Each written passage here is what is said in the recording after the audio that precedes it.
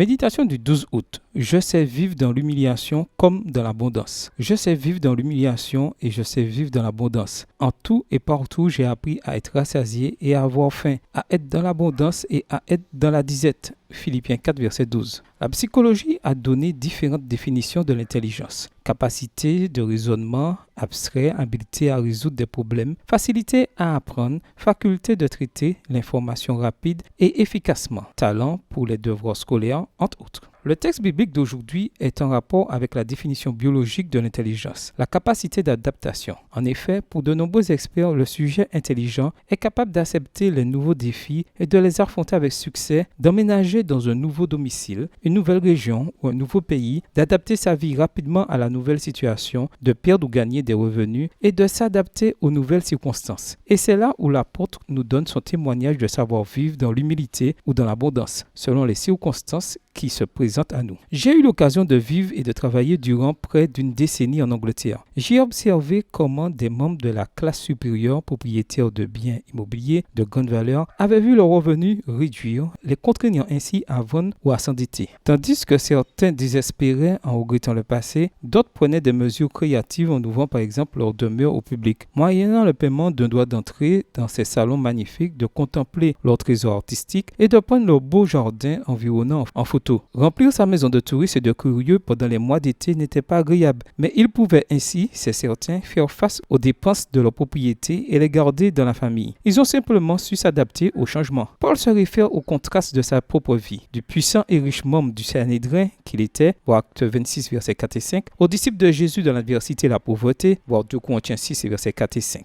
Régler le problème des addictions requiert tout particulièrement cette capacité d'adaptation, car il est très difficile, sans connaître le secret, d'abandonner une addiction sans y retomber. Pour s'adapter à la nouvelle vie sans comportement addictif, il faut utiliser la méthode de Paul. La capacité d'adaptation est-elle héréditaire ou acquise? Selon l'apôtre Paul, elle s'apprend. J'ai appris à me contenter de l'état où je me trouve. Philippiens 4, verset 11. Il révèle ce secret au verset 13. Je peux tout par celui qui me fortifie. Une fois de plus, nous devons conclure que la solution ultime à n'importe quelle forme d'addiction est la puissance de Jésus. Bonne journée à vous et que le Seigneur vous bénisse.